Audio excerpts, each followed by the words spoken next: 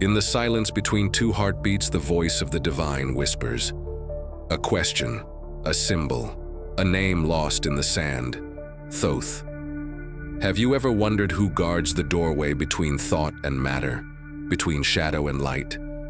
Who wrote the code of the cosmos, not in books but in vibration, in rhythm, in the very breath of time? There exists a hidden river beneath the current of history. It does not flow with water, but with memory. The name of that river is Thoth. To some, he is a god, to others, a man, and to those who seek, he is the scribe of the eternal. Thoth is more than myth. He is the architect of understanding, the mirror held up to the soul of the universe. They call him Jehuti in the language of the Nile, Hermes Trismegistus in the tongues of the Hellenes. But no matter the name, the teachings remain, etched not only in stone but in the folds of your spirit. Yet these teachings have been buried, burned in libraries, twisted into dogma, sealed in symbols. Few remember how to read. Hidden, not because they are false, but because they are dangerous. Dangerous to those who build thrones upon forgetfulness. Dangerous to the illusions that hold humanity in quiet chains. And so we begin, with the 7 keys, the Hermetic principles, a doorway that waits not in some far temple, but in the mind that dares to wake. The all is mind. The universe is mental, the first principle. What if all that we see, all that we touch, every mountain and whisper and moment of pain or joy, what if it is thought, dreaming itself into shape? This is not metaphor. This is the stone upon which the temple of wisdom is built. The all is not a god above or a ghost in the clouds. It is the thought that is thinking you, even now. Just as a dream arises from the sleeping mind, the universe arises from the hidden source. And so the mind is not a tool to use. It is the very sea in which all things swim. Every word spoken, every desire felt, every fear is a ripple in that vast invisible ocean. The mystics of Egypt called it the divine heart, the seat of all things. The sages of India named it Brahman. The Kabbalists speak of Ein Sof, the unending. The names differ, but the truth glows the same. Reality begins in the unseen, and the unseen begins in mind. Think carefully then, for every thought plants a seed in the fields of becoming. To think is to shape, to focus is to create. And if you are not shaping your world, who is? As above, so below. As below, so above. The second principle. This is the riddle of reflection, the law of echoes. The whisper that the smallest holds the shape of the great, and the vast reflects the simple. The stars turn in silence above, and so too do the cells within your body. A galaxy and a grain of sand, both carved by the same unseen hand. The ancient temples were built not only for gods, but as mirrors of the sky. The Nile was said to mirror the Milky Way. In the architecture of pyramids, the mystery was laid bare. The kingdom of heaven is not elsewhere. It is patterned in the very stones underfoot. But the mirror does not only look outward. The soul itself is a universe. The planets that orbit above also move within, shaping tides of thought and mood. To know the stars is to know yourself. To master the self is to change the world. The alchemists knew this well. When they said, solve et coagula, dissolve and join, they meant not only lead and gold, but ego and essence. The microcosm and the macrocosm, the human and the divine, the fall and the rising. Each heartbeat echoes the pulse of creation. Nothing rests, everything moves, everything vibrates. The third principle. Stillness is illusion. What seems solid is only the slowness of movement. What seems quiet is only the pause between sounds. Behind every moment of calm is a hum, a trembling, a song. Too deep for the ear. The Emerald Tablet whispers of this, that all is in motion, not in chaos, but in music. Vibration is the language of the hidden. To change your state is not to force, but to shift your tone. Like a string drawn tighter or a flame stirred by wind, we rise or fall by the beat we choose to keep. This is the root of magic, not tricks or spells, but tuning, aligning the self to the frequency of light or shadow. The sacred chants, the mantras, the words of power, they all work by this hidden law. Vibration stirs the invisible into form, and so your thoughts are not silent. They hum, they reach, they shape. What you dwell upon, you give life. The prison or the path, both are, made by what you hold in your silent song. Everything is dual. Everything has poles. Everything has its pair of opposites. The fourth principle, hot and cold, light and dark, life and death. These are not enemies but partners in the dance. The blade of wisdom cuts through this false war of opposites. It sees the two ends as one. To rise, you must know the fall. To speak truth, you must see the lie. Pain and joy, far as they seem, are born of the same longing. To awaken, to remember. This is the lesson the mystics carried in silence, that to fear darkness is to lose half the key, that the enemy you hate holds the mirror to your shadow, and that your own soul carries both the sun and the moon within. In Kemet, the god Set was not evil. He was necessary. He brought trial, and through trial, growth. Osiris fell, but only to rise. So too must you descend into yourself, face your own underworld before you may claim the crown of light. Balance is not stillness. It is tension held in grace. Everything flows, out and in. Everything has its tides. All things rise and fall. The fifth principle. Life is not a ladder. It is a wave, a breathing. Inhale, exhale, dawn and dusk, summer and winter. Every moment swells and fades. To fight this is to suffer. The wise do not cling to the crest nor fear the trough. They ride. The Aa moon taught this to those who watched her. The flood of the Nile, the pull of the tide, the blood of woman, the heartbeat of time, all move by hidden tides. All return in time. Even sorrow, even joy are visitors. Let them come, let them go. Hold the center. Be the stone in the river, not the leaf swept away. The initiate learns not to flee the low nor chase the high.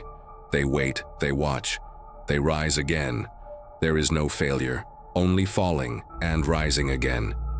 Every cause has its effect. Every effect has its cause. Everything happens according to law. The sixth principle. Nothing is by chance. What we call luck is only a name for a cause we have not seen. The wind that shakes the leaf began in the turning of stars. This is the law behind the law. Karma, the wheel of deeds. Mot, the balance of truth. The Book of the Dead speaks of it in symbols. The feather weighed against the heart. Each thought, each word, each act. Recorded in the hidden record, but not in judgment, in reflection. For what you send returns. The lie you whisper feeds the falsehood in your own mind. The kindness you give returns not always from where you sent it, but it does return. To live blindly is to be pushed by unseen currents. To awaken is to choose, and to know that choice shapes the path ahead. This is the key to freedom. Not escape, but wisdom. Gender is in everything. Everything has its masculine and feminine principles. The seventh principle, masculine and feminine. Not man and woman, but two breaths of the same word. The seed and the soil. The fire and the water. Will and form. Every creation is born of this joining. Thought, masculine, seeks shape. Form, feminine, gives birth. This is why the womb is sacred and the word is seed. In alchemy, sulfur and mercury dance. In the cosmos, sun and moon turn. In your soul, these forces move. The task is not to choose one, but to join both within, to be both strong and soft. To speak and to listen, to give and to receive. This is the path of the whole being, and when these forces unite in balance, a higher self is born, the true child of light. These 7 keys, mentalism, correspondence, vibration, polarity, rhythm, cause and effect, gender, are not ideas. They are doors, and they are not locked. But they do not open to the hand of the curious, only to the soul who seeks not to know but to become. The teachings of Thoth were never hidden in full, only forgotten, dismissed as myth, or twisted into systems that lost the breath of spirit, but they still wait. In books burned, in temples buried, in symbols carved into the quiet corners of your own thoughts. Do you hear the whisper yet? The murmur that says, "This is not all there is." The quill is a wand, the ink a river of hidden suns. To write is to cast a spell across time. If the universe is thought, and thought is the builder of form, then who is the builder's builder? Who dares to trap wisdom in lines and sigils, to catch spirit in symbol? Thoth. To call him the scribe of the gods is not enough. He is the architect of understanding, the master of letters, the one who taught men to speak, and more dangerously, to record.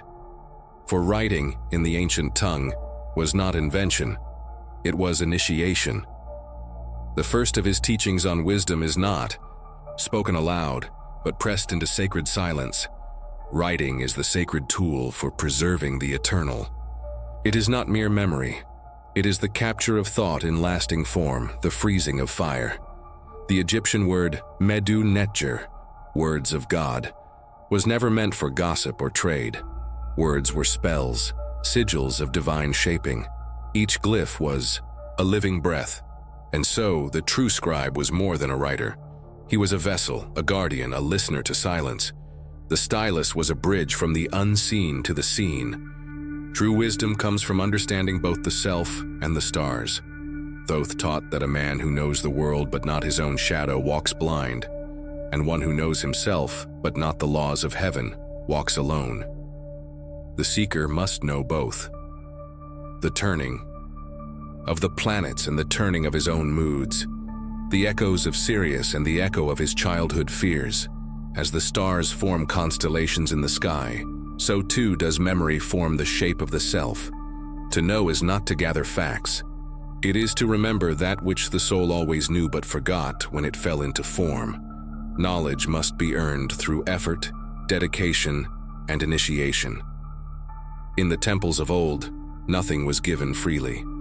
To pass through the halls of learning, one had to walk barefoot through fire, not of flame but of trial. Hunger, silence, solitude.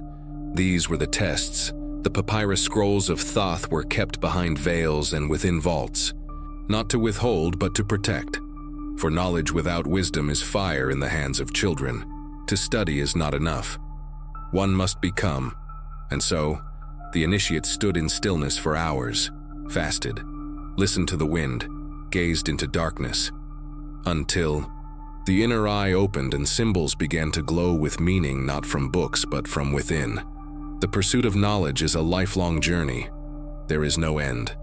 The steps wind on through birth, through death, through lifetimes uncounted. Each truth found opens 10 more doors. The fool asks, "When will I be wise?" The master answers, "When you no longer ask." In the halls of Thoth, even gods were students. Isis, goddess of magic, sought his words. Horus, god of kingship, studied his symbols. To learn is to bow, not to another, but to the mystery. And the mystery has no final page. Teach others and pass on wisdom to future generations. What is not passed on dies, not in the body but in the soul, Thoth whispered into the ears of scribes. The scribes whispered to disciples. The disciples copied texts in darkness, risking death to save a single glyph. So sacred was the word that even kings bowed before it. In times of forgetting, it is the scribe, not the warrior, who saves the world. To teach is not to instruct.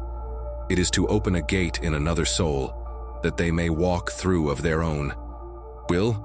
The scribe is the guardian of history and truth. History is not dates, it is memory. It is the echo of cause and effect, the breath of what was into what is. Without it, we are leaves blown by winds we do not understand. The scribe preserves the sacred thread, and in times when rulers rewrite the past to shape the present, the scribe becomes the silent rebel, the one who remembers what they tried to make you forget. The ink of truth, when written with care, survives fire. All religions contain truth, but are limited by human understanding.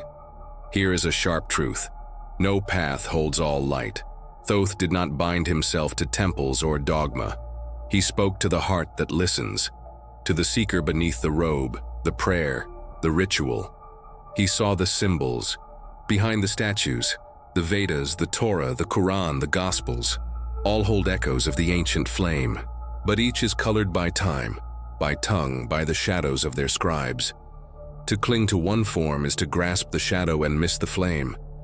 Hidden knowledge is meant for initiates who seek deeper understanding. The mysteries were not hidden out of pride, but out of mercy. A blade is not given to a child. A flame is not placed in a dry forest. To enter the deeper teachings, one had to prove readiness, not through bloodline or title, but through silence, humility, and inner seeing. The rites of passage were inner transformations. To open the third eye was to weep, not with sadness, but with memory. To see the great chain and your place within. Thoth's knowledge waits still, but it does not shout. It whispers, "Are you ready to look within?" True mastery comes from integrating knowledge with experience. The priest who chants the names of gods but fears the night knows nothing. The philosopher who speaks of balance but curses his fate has not understood. To live the truth, that is mastery. Thoth taught that knowing is not enough. One must walk the teaching. Every act becomes a rite, every moment a lesson. The alchemist does not speak of gold. He becomes gold through trial, fire, and change. Numbers have mystical too, meaning and reveal universal truths. 1 is unity, 2 is contrast, 3 is creation, 4 structure, 5 life, 6 harmony, 7 the key. Thoth spoke in numbers. He built his temples in ratio. The Pythagoreans called it sacred math. The Kabbalists call it the tree of life. Behind every number is a force, a law, a being. To understand numbers is to see the blueprint of what is, and to know that you too were written in number. Symbols are the language of the divine and carry hidden meanings.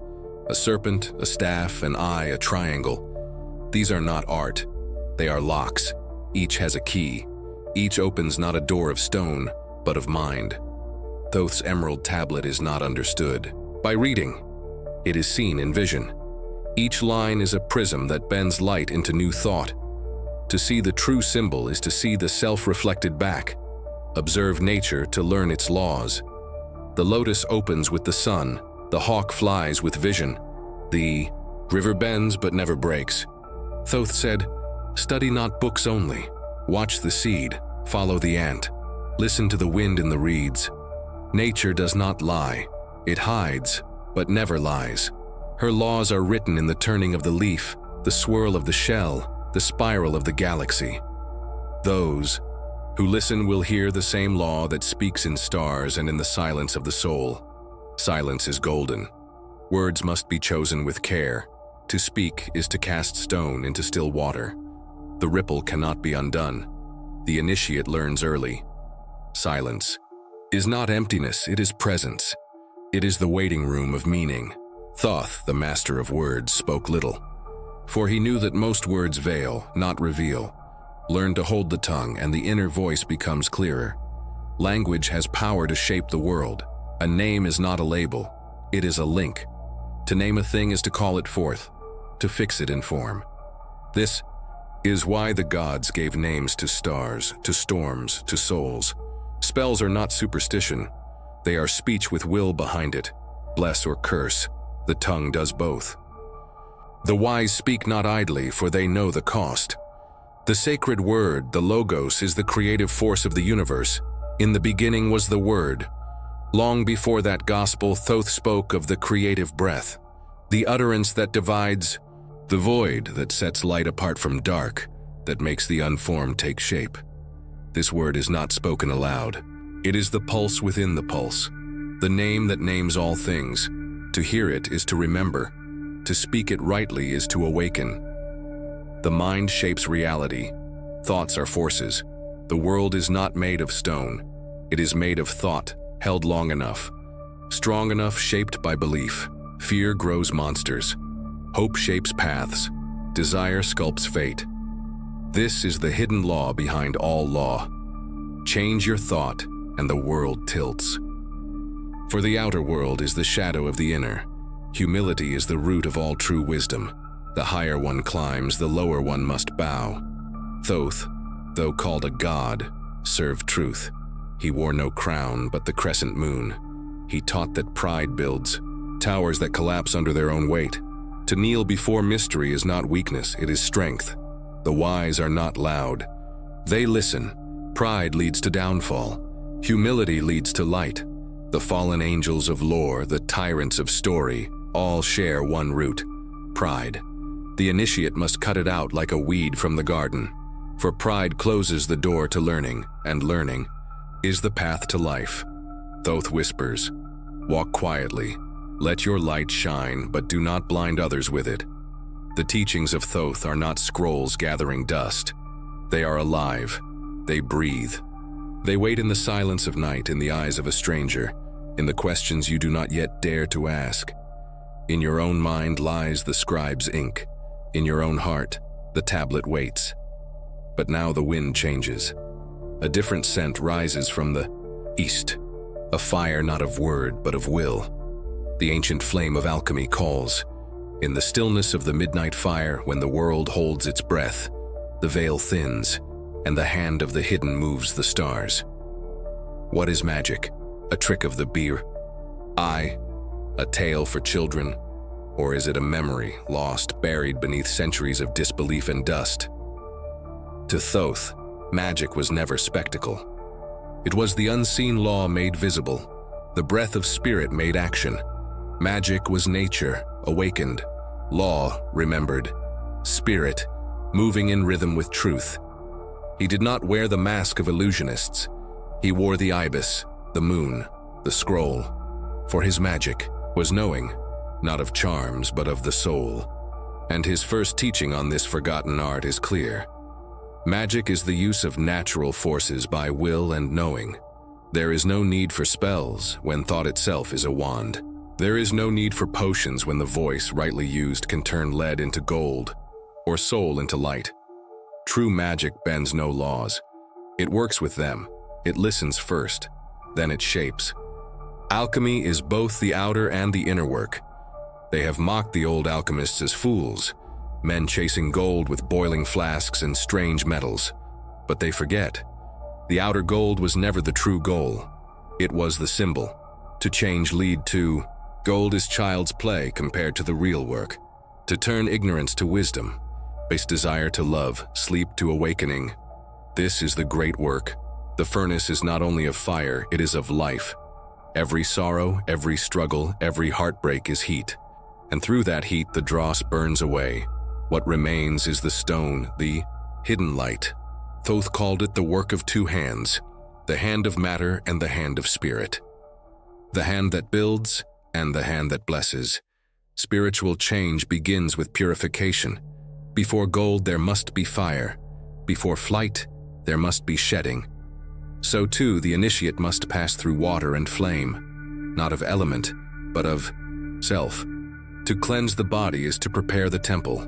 To cleanse the soul is to make space for light. This is why the ancients fasted, why they bathed in sacred springs, why they spoke little and watched much.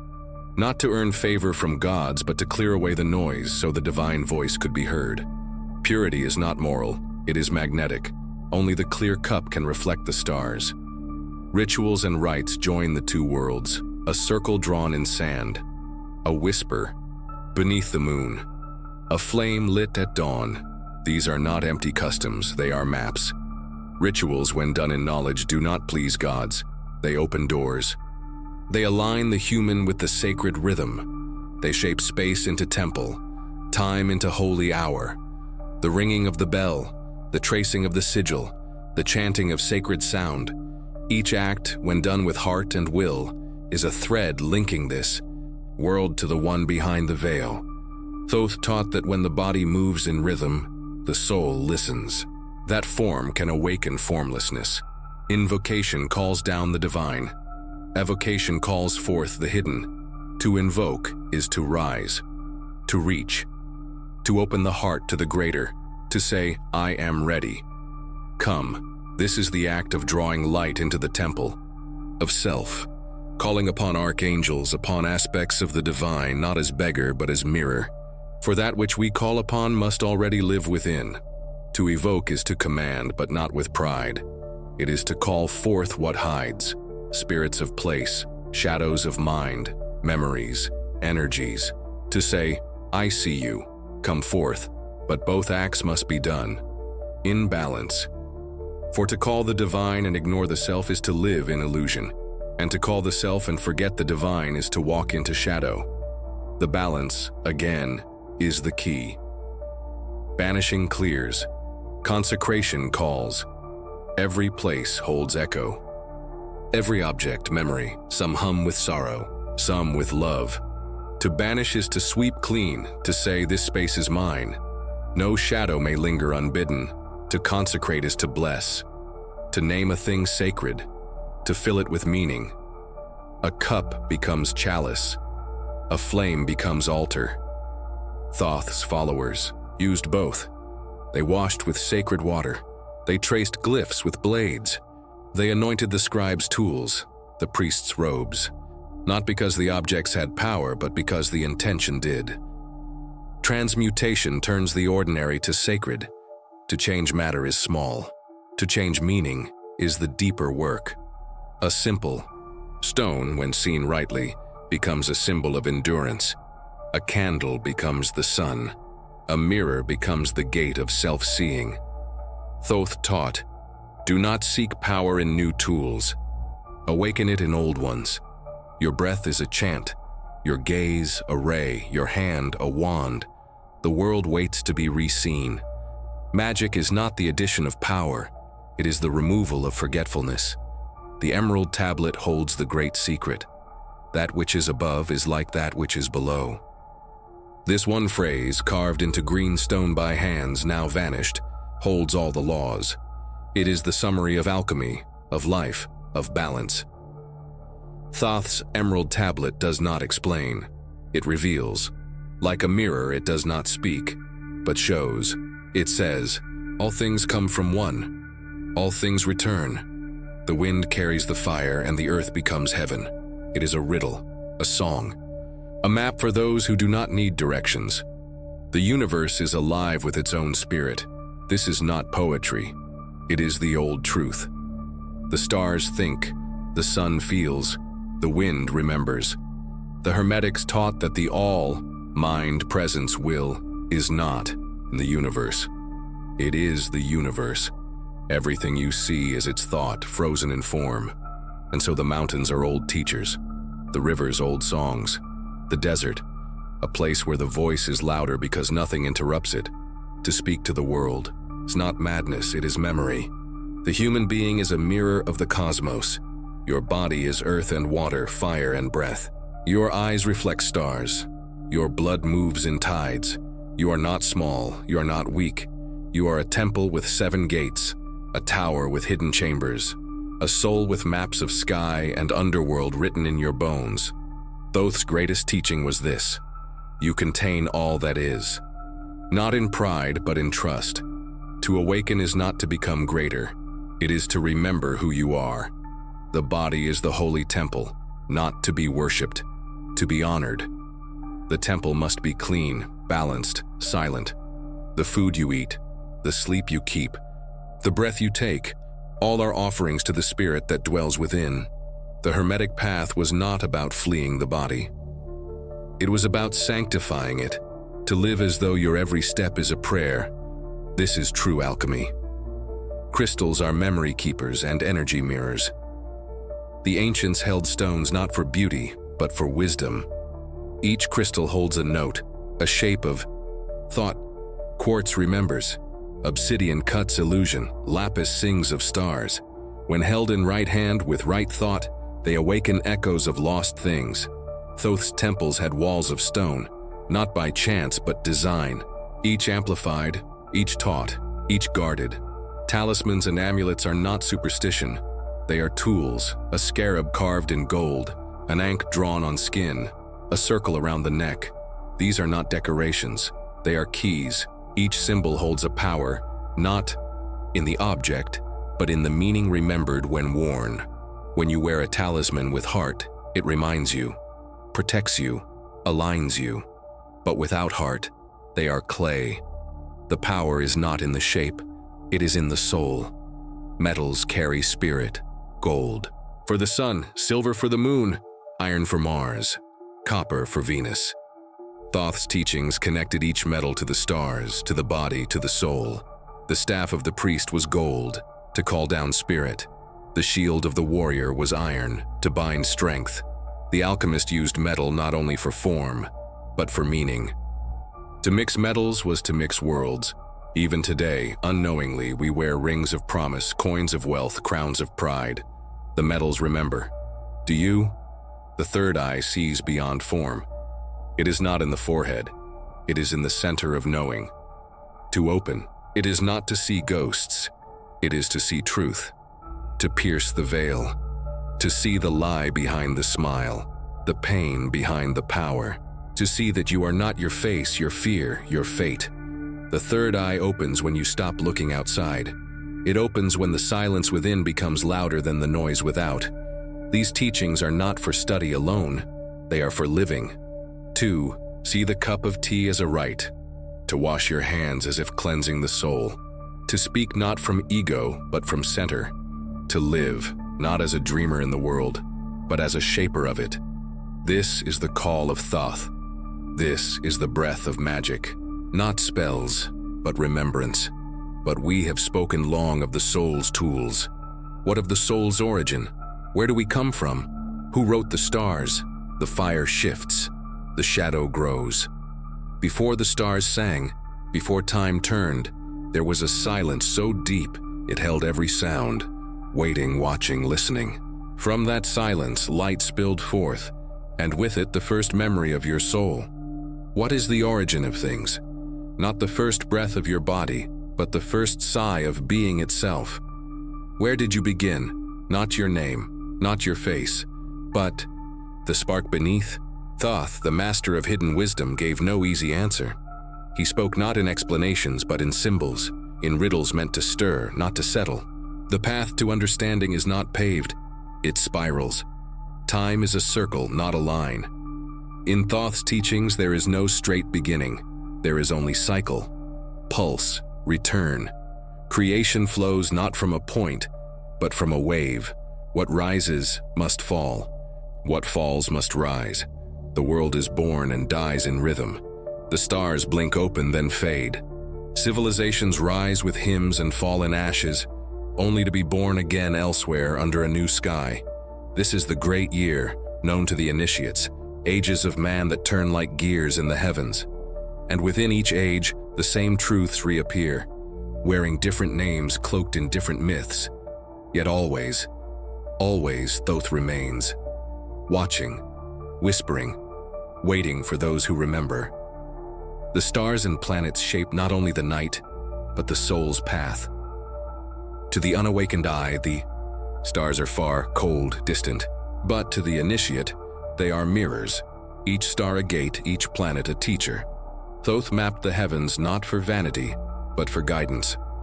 He taught that the motion of Saturn marks cycles of karma, that Venus speaks of the heart's hunger, that Mercury reflects the dance of thought.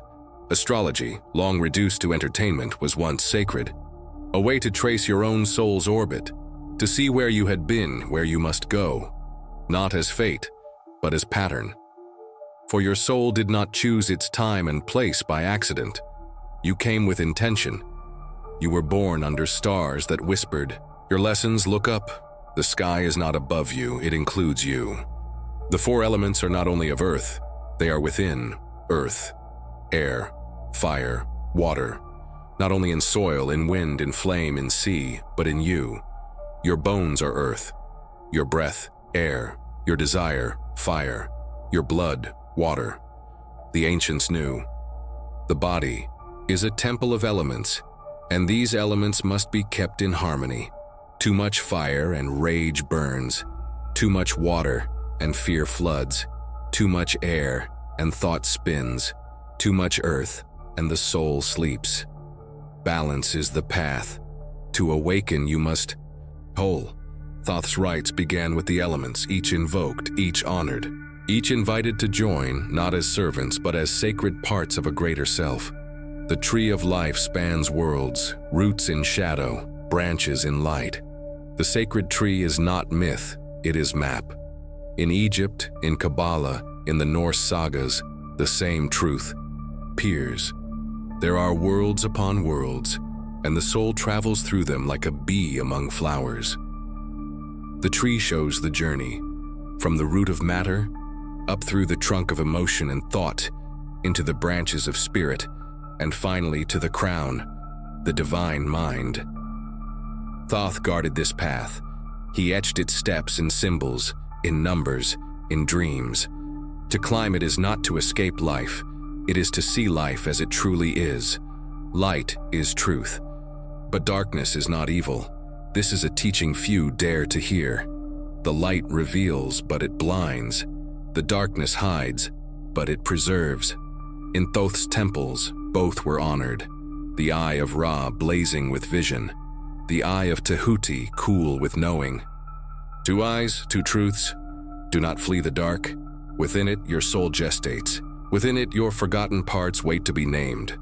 Only the one who walks through shadow can carry true light. Shadows reveal by contrast. To know truth, you must see its opposite. To understand the sacred, you must face the profane. This is the paradox of growth.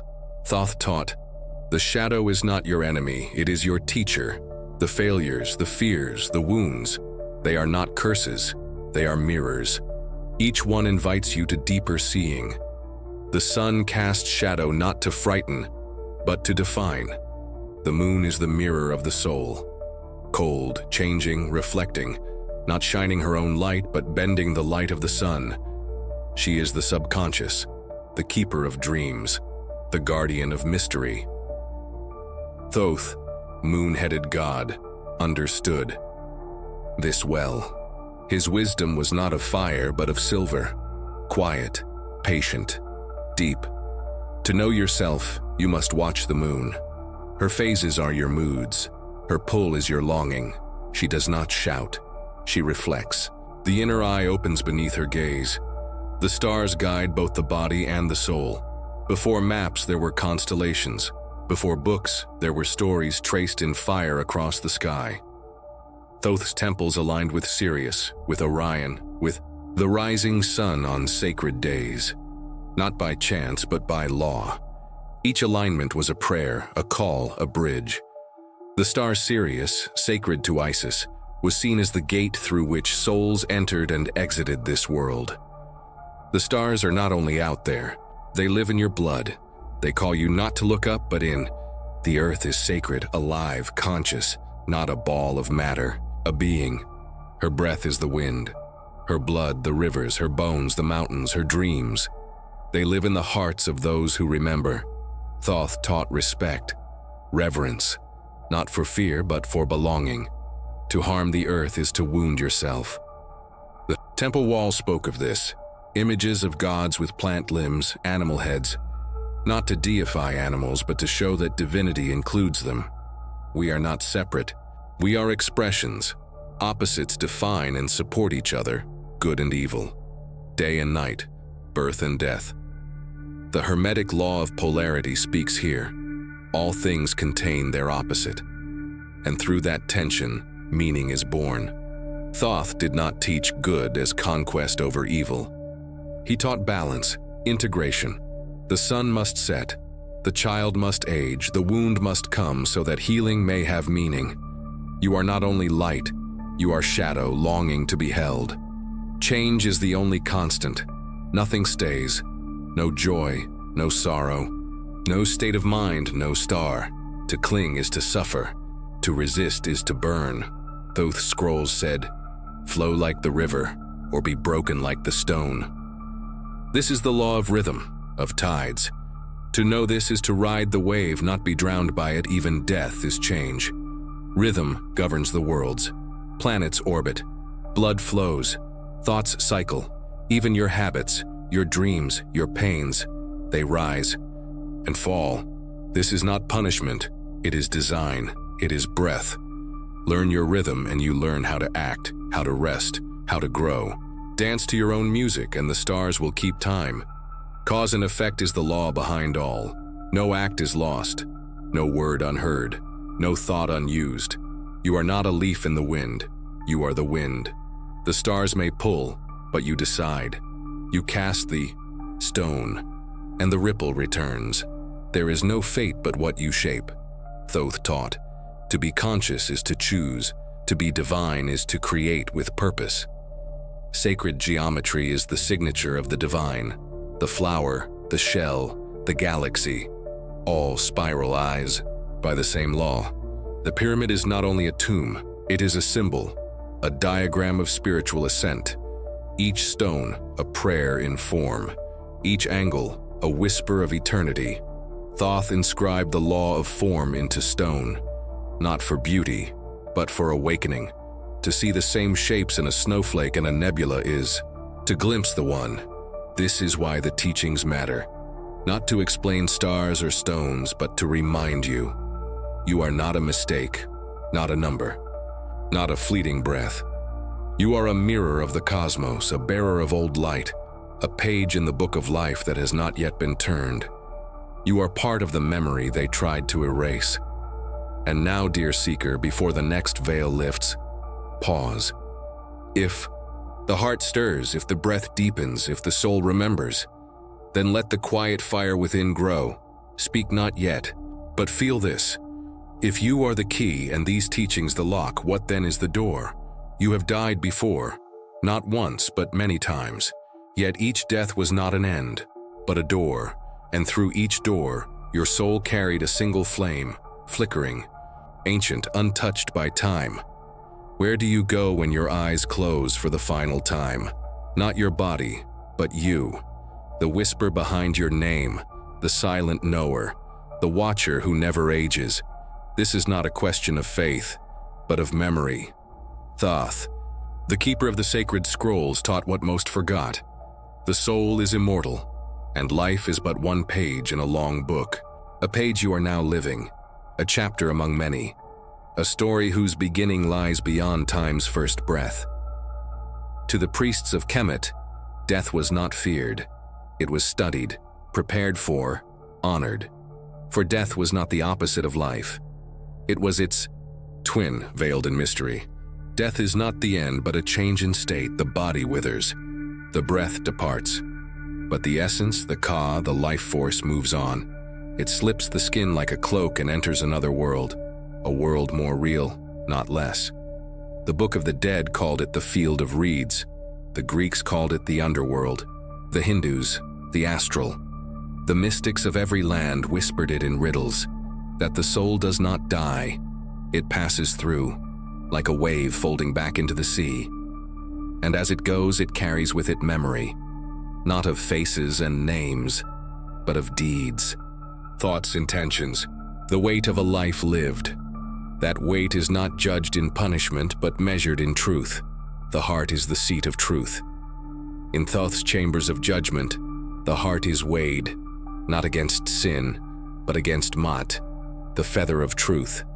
It is not the gods who accuse, it is the self. For the soul, once naked of lies, sees itself clearly. Every word, every thought, every silence held or broken, it all echoes in the heart's measure. And if the heart is heavy, it sinks.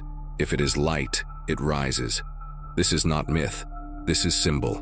It means your life is not forgotten. Every moment is sacred.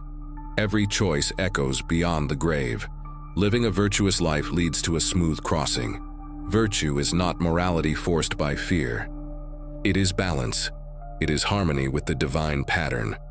Thoth taught, speak truth, give without seeking reward, walk lightly, guard your words, honor silence. These are not rules, they are keys. They prepare the soul to pass without burden. For the afterlife is shaped by the inner state.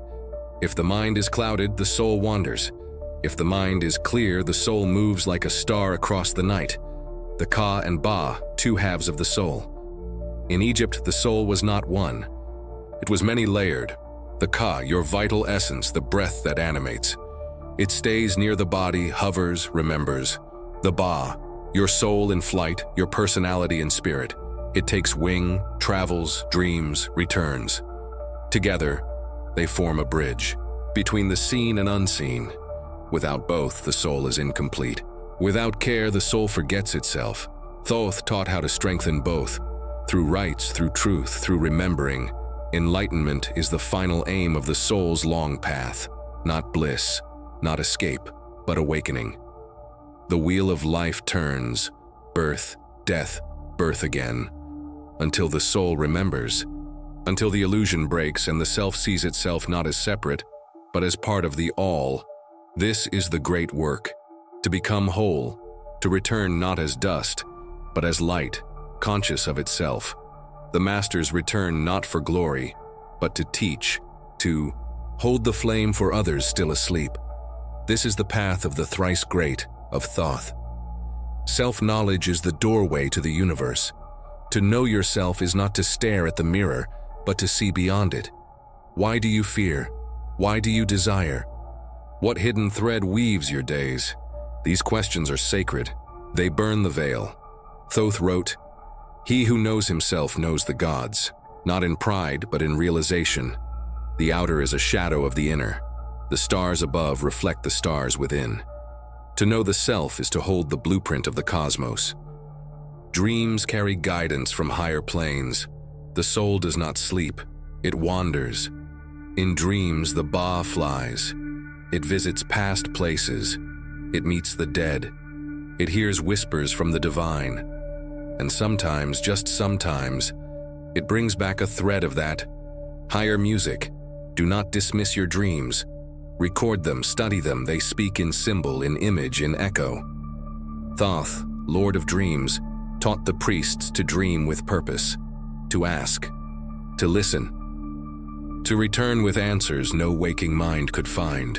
Meditation and stillness opened the inner path. The temples of Thoth were not loud. They were carved from silence. In the stillness, the mind stills. The mask falls. The false self dissolves. And in that deep quiet, a new voice is heard. Not yours, yet somehow you. The voice of the divine self. This is the seat of the third eye. Not a point on the body, but a state of presence. When you sit in true stillness, you remember. The divine. Mind moves all things. Call it God, call it the One, call it the Source. Thoth called it the All. It thinks and the world moves, it dreams and stars are born, it watches and the wheel of karma spins. This mind is not distant, it includes you. You are not its shadow, you are its spark. To align with this mind is to live in harmony. To fight it is to fall into confusion. All things are connected. There are no isolated events, no strangers, no forgotten acts. Your thought touches stars. Your breath shifts tides. Every word, every glance is a thread in a great unseen net. To act with care is not to be moral, but to be aware. Thoth taught, "What you do to the other, you do to yourself. For there is no other. The physical is a mirror of higher realms. This world is not the base, it is the echo. Behind every tree is a pattern. Behind every face a spark. Behind every moment a teaching. The world speaks in symbol. Are you listening? The Isis, fall of a leaf, the cry of a bird, the crack in a stone wall. Each can teach if seen with inner eyes. This is what it means to read the book of nature. Gender shapes creation on all levels. Masculine is the spark, feminine, the vessel. Together they birth worlds. In spirit, in matter, in thought, this law holds. It is not about sex. It is about function. Thoth taught that true magic arises when these principles unite within the self. When the mind is clear, masculine, and the heart open, feminine, then the third force is born, creation. This is the true trinity. All things rise and fall. Rhythm is the balancing force. Do not fear loss.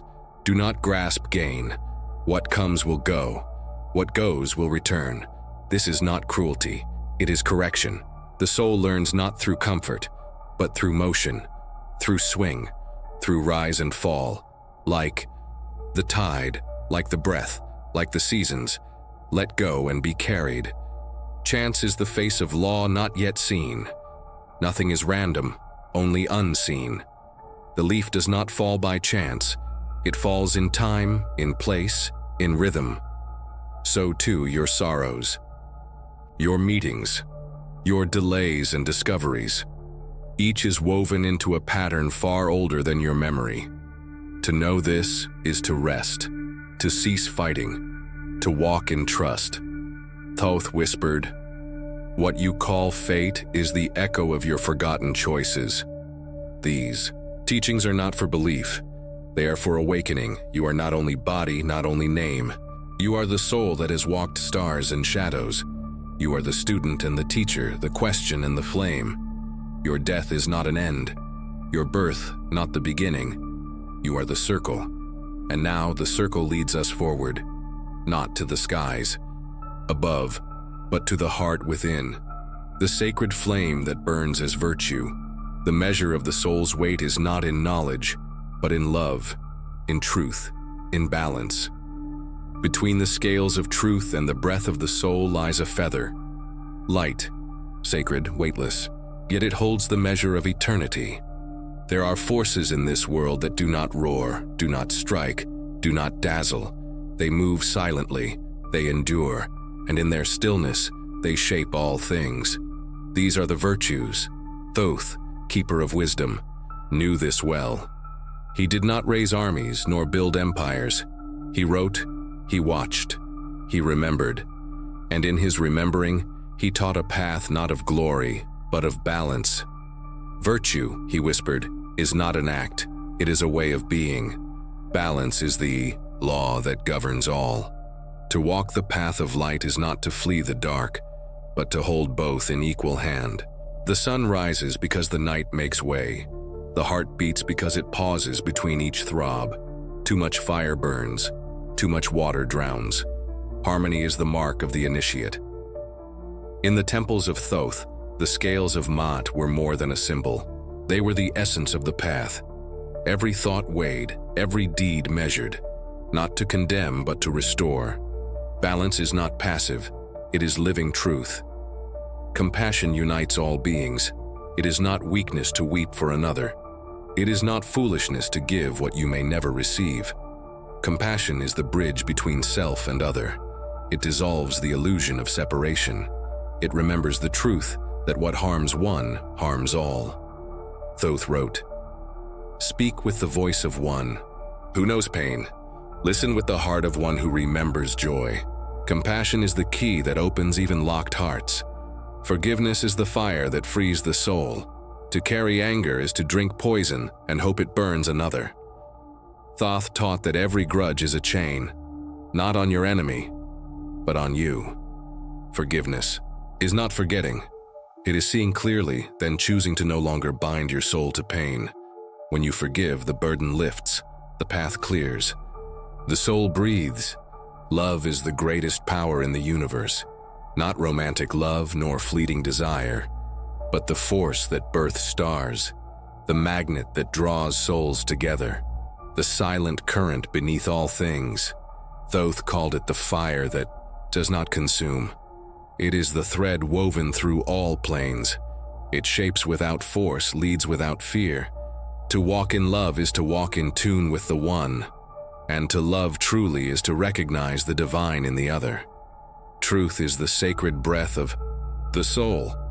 In ancient Kemet, truth was not a concept, it was a goddess, Maat, she who holds the world in order. Her feather, light as silence, weighs the heart of the dead. To lie is to step out of rhythm. To speak falsely is to shake the harmony of the whole. Thoth taught, "Let your word be like light, clear, unwavering, without shadow." The initiate speaks not often but always from truth. Justice is balance made law. It is not revenge, it is not punishment. It is the return of things to their proper place. When a man falls out of balance, justice does not crush him, it restores him.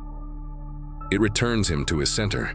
This is why the gods were judges, not executioners. Why the scales were held with open hands, not fists. Justice without love is tyranny. Love without justice is blindness. Together they form the foundation of the sacred path. Patience is the companion of the wise. The seed does not sprout when shouted at. The moon does not rush to rise. Thoth taught that impatience is the mark of those who have forgotten the rhythm of things. To wait is not to be idle, it is to be ready. The master knows some doors open not with force, but with time. Perseverance is the fire that burns through shadow. The path is not straight. There are walls, winds, days of silence when the soul feels lost, but the seeker walks on. Thoth's own students spent years in silence, lifetimes in study. Not because they were slow, but because the work is vast. To endure is to prove the flame. It is real. Courage is the sword of the inner warrior, not the courage to fight, but to face. To face your own shadow, to name your fear, to walk through the door marked unknown. This is the work of the brave. Thoth taught, the lion roars not to scare, but to remember its voice. The true initiate fears not the dark, because they carry light within. Faith is the bridge where the eye cannot see. When all else fades, when reason falls silent, when hope flickers, faith remains. Faith is not belief in doctrine. It is remembrance that the path is real, that the soul is eternal, that the divine does not forget. Thoth never demanded faith. He called it forth. Walk, he said, not because you know the end, but because the path is true. Hope is the star in the soul's night sky. It does not shout, it does not promise, it simply is. Hope is the gentle hand that lifts the weary. It is the soft whisper, continue. Even in despair, even in loss, hope glows, often unseen, but always there. To carry hope is to light the way for others. Charity begins not in coin, but in care. To give is not to lose, it is to join. Give not only gold, but time, not only bread, but listening, not only answers, but presence. Thoth said, give not because they ask, but because you have. The soul expands with every act of true giving. Generosity opens the gates of abundance. What you hold tightly decays. What you share grows. This is not law of wealth, but of energy. Give, and the stream flows. Hoard, and it stagnates. The universe mirrors your hands. Closed hands cannot receive. Open hands welcome blessing. Temperance is the keeper of the golden mean. Eat with awareness. Speak with care. Act with measure. Excess is imbalance. Even joy, when clung to, turns sour. Thoth's rites always walk the middle way. Not cold, not wild, centered. Temperance is not denial. It is mastery. Unity is strength. Division is the game of shadow. To set brother against brother. To make one path seem higher than another. But Thoth taught, there is only one path, it wears many names. The awakened soul sees beyond flag, tribe, creed. It sees the divine spark in all and says, you are not other, you are also me. These teachings are not gentle, they are powerful. They do not coddle the ego, they dissolve it. They speak to the soul, and the soul listens, not with ears, but with longing. For in these virtues lies the measure of your path, not in books read or rites performed, but in how you lived, how you gave, how you loved. And in the end, when your heart is placed upon the scale, it is not your knowledge that will be weighed, it is your light. But light cannot live without place. Spirit cannot move without body, and soul, though vast, must learn through symbol. What is the secret language of the world? What speaks in color, in animal, in stone? The forest speaks in silence.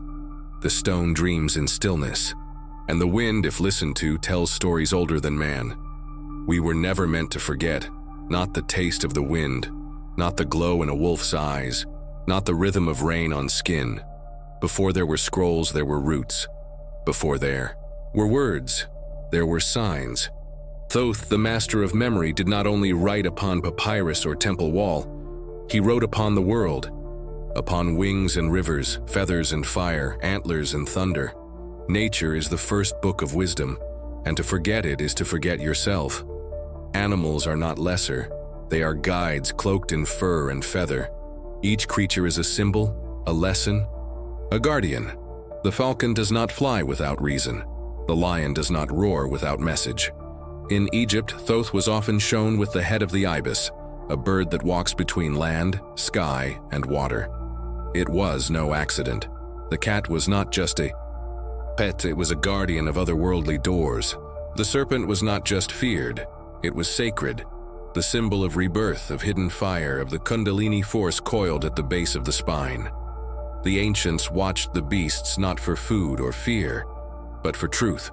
What you call instinct, they called knowing. What you call wild, they called wise. Each animal lives by a law, and that law, when read rightly, reveals a truth of your own inner nature. Plants are healers and messengers. A leaf is not just green, it is a memory. A root is not just below, it is beneath what is seen. Thoth's priests studied plants as sacred allies. They knew which flowers opened the heart, which herbs calmed the spirit, which roots brought dreams. But more than medicine, plants were symbols. The lotus, opening in the muck, became the image of enlightenment rising from darkness. The papyrus, soft yet strong, held the weight of divine language. To walk in a forest was to enter a library. To tend a garden was to enter communion. Water is not only substance, it is emotion, flow, change. The river forgets nothing. It holds the memory of stone and sky, of birth and blood. Water teaches you to move, to yield, to cleanse, and to carry. It asks, do you flow around the stone, or do you fight it? Thoth's rites often began with water. Ritual baths, sacred jars, holy wells. Water opens the door to the soul. It softens the hard places, it listens. Your tears are not shame, they are sacred offerings. Fire is transformation. It burns, yes, but it also reveals. The candle flame in the dark temple was not to light a room, it was to light the soul. It is the fire that turns base into gold, fear into courage, ignorance into light. Thoth taught, feed the fire, but do not let it devour. Your desires, your angers, your passions, they are fire. Honor them, shape them. Let them become heat, not harm. Air is the breath of spirit, invisible, yet known by all. Without it, life flees. With it, life awakens. Every breath is a bridge between mind and body, between thought and soul. To breathe consciously is to remember the divine rhythm. The words spirit and breath are one in many tongues. In Hebrew, ruach. In Greek, pneuma. In Egyptian, Sekhem Thoth's chants were sung on breath. His mantras moved with air. To speak was to move the unseen into the seen. Earth is form, foundation, and the memory of gods. The mountain does not lie. The cave holds secrets. The stone is a keeper of silence. Earth holds, earth listens, earth remembers. To walk barefoot is to return. To touch clay is to shape not only matter, but destiny. The pyramid, rising from the dust, is not a monument to ego, but to balance. Its four sides meet in a point, not to boast, but to align. Thoth knew this. Without grounding, the spirit floats and forgets. To rise, you must first root. Color is vibration made visible. Red is fire. Blue is the voice of spirit. Green is life made flesh. Gold is light crystallized. The ancient temples were painted with meaning, each hue a key, each pigment a word.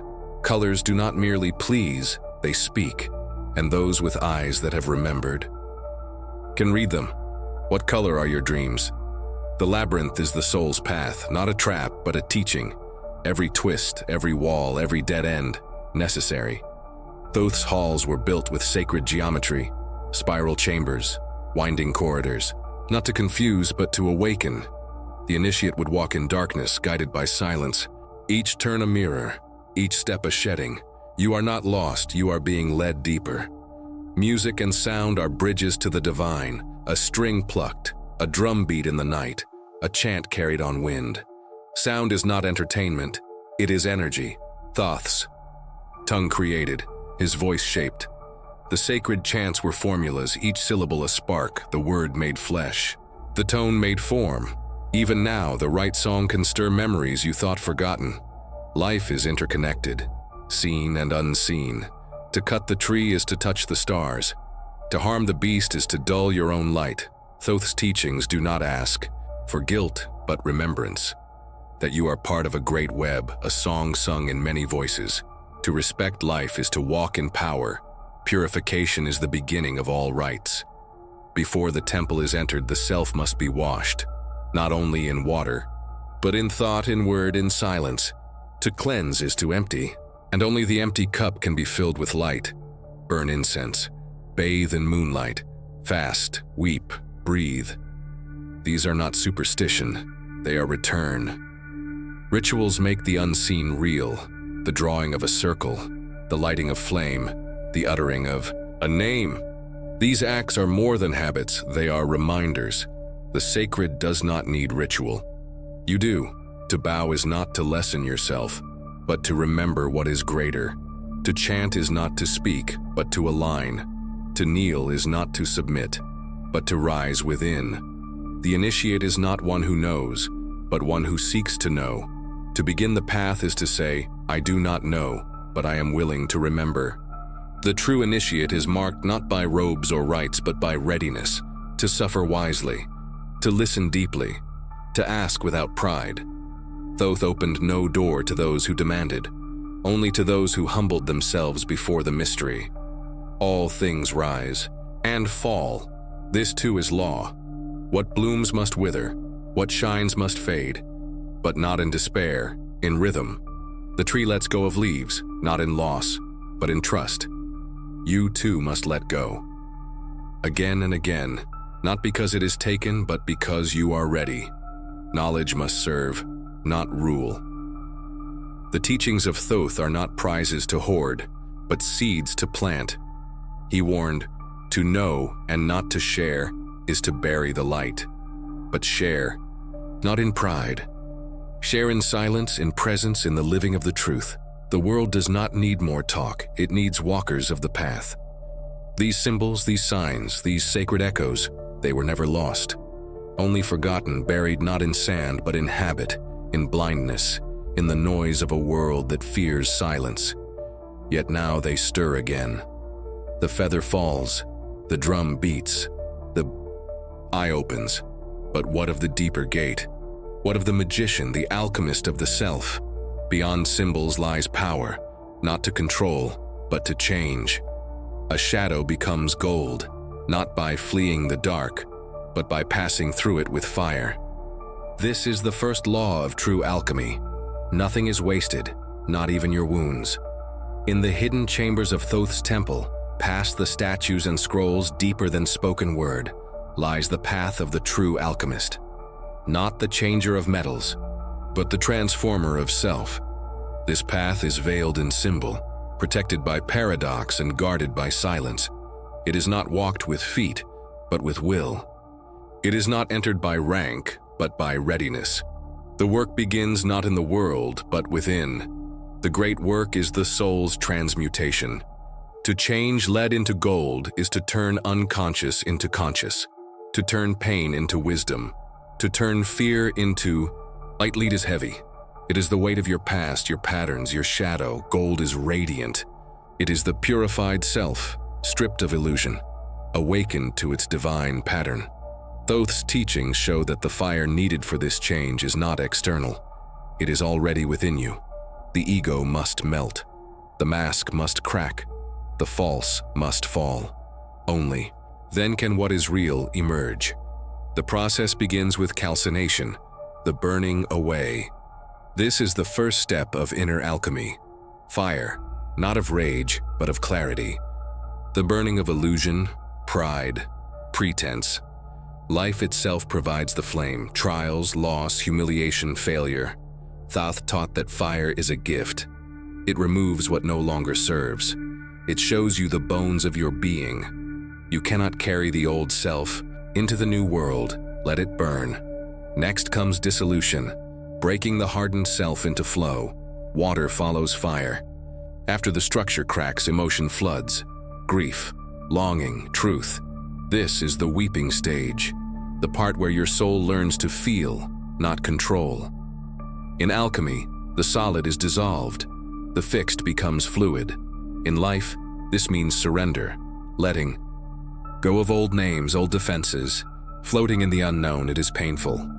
It is holy, then separation, distinguishing the true from the false. Here, you sort, you reflect, you choose. What is your voice and what was inherited? What is truth and what is echo? This is the alchemical act of discernment, the inner sifting, the knife of clarity. Thoth's scribes would spend years in solitude, reading not only scrolls but themselves. To know what to keep and what to discard is sacred power. Conjunction, bringing the purified parts together. Now begins the reassembly, a new self, built not from fear but from knowing, mind and heart, will and intuition, masculine and feminine, the sacred marriage, the union of opposites, the joining of lower and higher. In alchemy, this forms the mercurial child, the soul reborn. In life, this births clarity, balance and sacred strength. Fermentation, inviting the divine breath. Just as grapes rot before becoming wine, the ego must decay before the divine enters. This is not a stage you create, it is one you receive. Dreams deepen, vision sharpens, strange synchronicities appear. The soul becomes a vessel, and the higher breath descends. This is the beginning of spiritual resurrection. Thoth called it the breath of the stars within, distillation, refining the self. Now the fire returns, not to burn, but to clarify. Here, you become precise, clean, light in thought, clear in speech, detached from chaos. No longer ruled by reaction, you act from center. This is the polishing of the inner mirror until it reflects only truth. Coagulation, the philosopher's stone. Within, at last, the work becomes whole. You are no longer split, no longer asleep. You are not perfect, but you are awake. The stone has been formed, not a rock to throw, but a foundation to stand upon. This is not a moment. It is a state. It hums beneath your skin. It flows in silence. The alchemist becomes the gold. As within, so without. Change ripples outward. Thoth's law is clear. Once the inner is changed, the outer bends in time. You need not chase power. You become it, not to rule others, but to serve truth. The awakened soul heals by presence, teaches without word, shapes without force. Your life becomes a quiet flame others gather around. Symbols of alchemy hold hidden meaning. The serpent eating its tail, Ouroboros, is not death. It is return. The triangle atop a square, spirit crowned above matter. The sun and moon joined, conscious and unconscious united. The black raven, white dove, red lion, stages of the work. Each image is not decoration, it is initiation. Meditate on them. Let them stir your memory. They are not inventions, they are reminders. Magic is born from the alchemical self. True magic is not spellcraft. It is alignment. When your inner fire burns clean, the world responds. Your word gains weight. Your silence heals. Your gaze sees through masks. This is why Thoth was silent in many depictions. Not because he had no answer, but because the answer was being. You do not do magic. You are the result of it. The soul is the furnace. Life is the fire. Will is the flame. All that happens to you is part of the work. No pain is wasted. No joy is random. Alchemy teaches nothing is separate.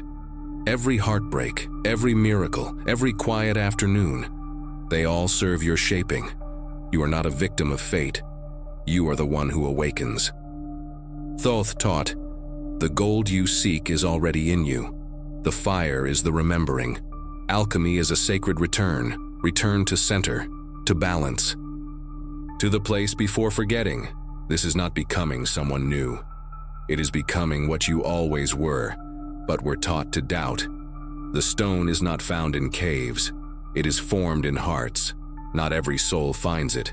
but every soul can. These secrets were never meant for all, not because they are elite, but because they are dangerous to those who cling to illusion. But you have come this far. You have faced the fire. You have remembered the stone. Now, what lies beyond transformation? What waits when the soul has remembered its origin, reshaped its form, realigned its being? The gates of divine law, the throne of universal mind. Before form, before flame, before thought itself, there was law. Not made by man, but by mind. Not written in books, but carved into the breath of the stars. To walk the path of Thoth is to walk toward the source of all law, not the rules of empires or the codes of kings. These pass with time. What Thoth taught was the hidden current behind all things, unchanging, unbreakable, silent, and sovereign. This is the law of the all, the secret rhythm that shapes galaxies and guides the growth of a single leaf. Thoth did not teach obedience to this law. He taught alignment with it. For to ignore the law is not to escape it, it is to suffer by it unknowingly. The divine mind governs all. This is the first law, the one law. All things come from a single mind, beyond mind. Call it God, Atom, the source, the all. It does not sit upon a throne, it is the throne. It does not command, it creates. This mind is not outside of you. You are a thought within it, a flash of awareness rising from its still sea. To fight the law is to fight yourself. To remember the law is to awaken the power already within. All things are one. Separation is the grand illusion. You see many, you name many. But beneath all masks there is only one face. You and the stranger, you and the tree, you and the sorrow, you and the sky. Thoth's glyphs showed this. Circles within circles, lines never broken, symbols looping back upon themselves. The initiate learns. Every act is self-directed. Every harm returns. Every kindness blesses the giver. What you do to the world, you do to your own soul. Cause and effect is the hidden hand. Nothing happens by accident. Not the storm, not the silence, not the joy, not the ache. Every thought sends a thread. Every act sends a wave. You do not always see the return, but it always returns. This is karma, not as punishment, but as mirror. Not as chain, but as teacher. You are not punished for your anger. You are taught through it. You are not rewarded for your love. You are realigned by it. Thoth wrote, "Chance is the name men give to law they do not yet understand." The universe is mental. As the first Hermetic principle taught, all is mind, matter is slow thought, light is focused intention, the body is thought clothed in form. Change your thought and your reality shifts, not by force, but by resonance. This is why prayer works, why symbols shape events, why belief becomes reality. To master your mind is to take the wheel from fate. Thoth whispered, "The world you walk is the thought you think. Every rise brings fall. Every fall brings rise. This is the law of rhythm, the breath of the cosmos. Inhales and exhales. The wave crests and crashes. The sun rises and sets. Do not curse the descent. It prepares the next ascent. The wise do not cling to pleasure, nor dread sorrow. They ride the wave, knowing the pattern, trusting the tide. Even the soul itself moves in this rhythm. Incarnation, rest, return. This too is law. Every path is part of the same return. You may call yourself Hindu, Christian, Sufi, Hermetic. You may follow Buddha or Christ or Isis or none, yet all paths, when walked in sincerity, spiral back to the one source. Thoth taught that truth is not owned. It is remembered. Each seeker walks a different road, but the mountain is the same, and the light at its peak does not ask what name you called it by, only whether you walked in love, in balance, in remembrance. The soul must align with law to know peace. Suffering is not a punishment. It is a signal, a sign of friction between your inner nature and the law you have forgotten. When you lie, you fracture. When you hate, you constrict. When you deceive, you diminish your own light. But when you speak truth, your voice strengthens. When you forgive, your heart lightens. When you align, the world opens. Thoth's initiates were not saints. They were learners, listeners. They corrected course not by shame, but by awareness. The law does not condemn, it simply reflects. Order is the divine shape of freedom. True freedom is not chaos. It is form that flows. It is movement within. Sacred bounds. The stars are free yet follow courses. The seed grows freely yet never forgets its pattern. You too must find your sacred pattern, your dharma, your design. To walk it is not to be bound, it is to become who you truly are. Hierarchy. Sacred when guided by truth. Thoth taught that the cosmos is not flat. There are levels, realms, orders of beings. The mineral is not the plant is not the beast is not the awakened soul. Yet none is superior in worth, only in awareness. Angels, spirits, intelligences, these are not fantasy. They are the older siblings of your becoming. To walk the path of Thoth is to honor what is above and to serve what is below. For only in service does the higher descend. Sacrifice is the gate to higher law. To rise, you must let go. Not as loss, but as offering. Sacrifice is not suffering, it is sacred choice. The giving up of the lesser that the greater may come. Time, comfort, ego. These are the currencies of transformation. Thoth's initiates gave not blood, but self. They passed through the veils by surrendering what was no longer true. The world reflects the inner state. When you see cruelty, ask what fear hides within. When you see division, ask where you have forgotten oneness. This is not blame, it is power. The world is not broken, it is responding. You are not helpless. You are the center of a web that hums with your every thought. To heal the world, heal yourself. To speak truth to power, first speak truth within. The divine order lives in form. Pyramids, cathedrals, sacred music, perfect circles. These are not human pride. They are reflections of the hidden order. Thoth taught that all form, rightly made, is a mirror of heaven. Even your breath, when made rhythmic, becomes an offering. Even your step, when made with care, becomes a rite. To walk in grace is to become a moving prayer. The law is love made structure, not soft love, not passive love, but the fierce, unwavering love that orders stars, that binds atoms, that calls the soul to rise. This is the love of the source, the breath of the all. It demands not worship, but alignment. To live by this law is to live in trust, in peace, in strength. The path is narrow, yes, but it is lit from within. So now you have heard the whisper behind all whispers. The law is not against you, it is for you, not as ruler. As reminder, Thoth did not build temples to be feared, but to echo this truth. You are not outside the law. You are its child, its echo, its seed. And when you remember that, you become not servant nor seeker, but scribe of your own becoming.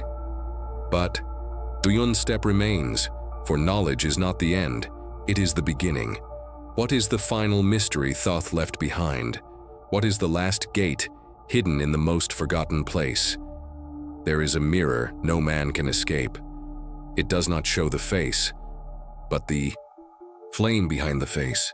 The mirror is the final gate, and the one who dares to look does not see the world. They see themselves. You have walked the spiral of Thoth's teachings, from the 7 principles to the laws that guide stars and souls, from nature's whisper to the secret fire of alchemy, from rhythm and breath to silence and symbol. But now you stand before the final veil, the oldest mystery, the last key. It is not hidden in a scroll, not carved in stone. It is you. The self is the forgotten temple. This was Thoth's final and most sacred truth. All that has been spoken, all that has been written, All that the stars and glyphs and gods have ever pointed toward is not outside you. You are the scribe and the scroll, the seeker and the secret, the dreamer and the dreamed. The heart you carry is the chamber of Ma'at. The breath you take is the utterance of the word. The eye you close in meditation is the same eye that sees beyond form. This is why they tried to hide these teachings, because the moment you remember the truth of your own soul, you no longer serve their shadows. The soul is a mirror and a flame. Thoth spoke of it in riddles. The Ba, that which travels. The Ka, that which remains. The Ak, the shining one, the merged light of the two. To look into the soul is not to see peace alone. It is to see the whole truth, your fears, your masks, your forgotten lives, your sacred. The soul is not soft. It is bright. It blinds before it heals. It burns before it guides. The final teaching is not comfort. It is becoming. Initiation is a mirror of death. The rites of Thoth were not symbols of life, but rehearsals of dying. Not of the body, but of the false self.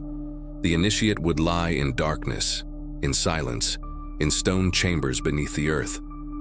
For 3 days, sometimes longer, no food, no voice, no light. And in that silence the soul spoke. It said, "This is who you are beneath your name. This is your shape beyond time." Some returned weeping. Some never returned. For once the illusion cracks you cannot unsee. The awakening is not an event. It is a return.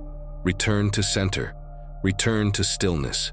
Return to the light that was never lost. This is the rebirth of the inner sun. The hidden resurrection. Not after death, but through life. Not in a heaven above, but in a heaven remembered within. Thoth never spoke of salvation. He spoke of memory, that you were always divine, always whole, always part of the all. Only the veil had to fall. The final illusion is separation. This is the secret they fear you will remember, that no one is coming to save you, because you are not lost, that no gate is closed to you, except the ones you choose not to open, that the gods you seek are not distant. They are states of your own being. Thoth, Hermes, Tehuti. They are not names of a man, but names of a truth that moves in silence, a truth that speaks through you now.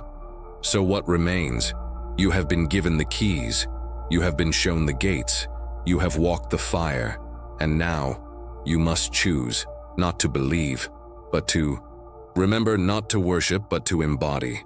The teachings of Thoth are not meant to be admired. They are meant to be lived.